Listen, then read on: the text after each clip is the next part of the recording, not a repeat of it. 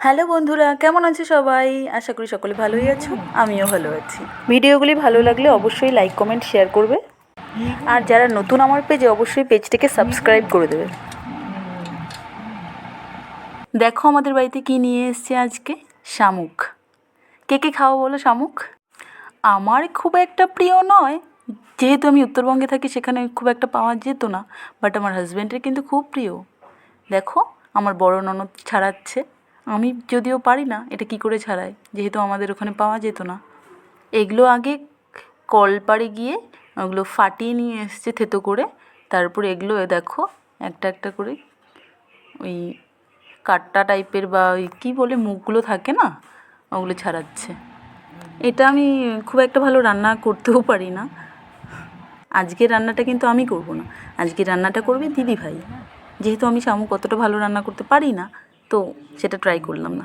আমি মশলাটা বেটে দিচ্ছি, ওই সর্ষে আর রসুন একটু বেটে দিচ্ছি। এইদিকে দেখো দিদিভাই শামুক ভাজতে শুরু করে দিয়েছে।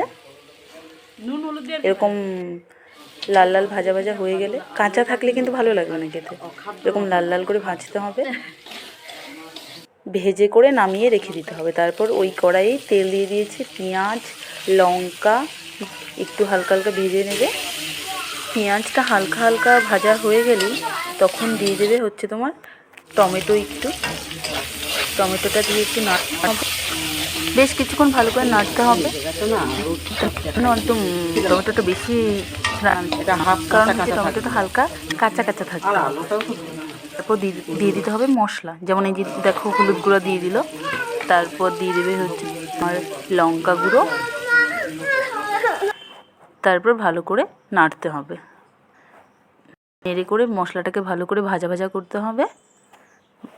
মশলাটা মোটামুটি কষানো হয়ে গেলে তাতে দিয়ে দিল হচ্ছে তোমার সর্ষে আর রসুন যে বেটে রেখে ওটার পেস্ট একটু জল দিয়ে বানিয়ে রাখা হয়েছিল সেটা দিয়ে দিল, দিয়ে তার মধ্যে ভাজা শামুকগুলো দিয়ে দিল, দিয়ে বেশ কিছুক্ষণ নাড়তে হবে যাতে একদম পুরো শামুকের গায়ে গায়ে লেগে যায়।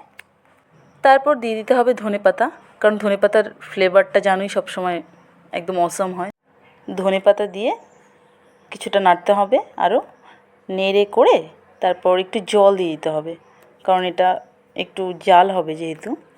তারপর দিয়ে দিতে হবে একটু নুন স্বাদ মতো, তারপর এটা ফুটতে দিতে হবে। দেখো ফুটে প্রায় ঘন হয়ে গেছে, আর শামুকের ঝাল রেডি। ভিডিওটা এই পর্যন্ত, সকলে ভালো থাকবে, সুস্থ থাকবে, ধন্যবাদ।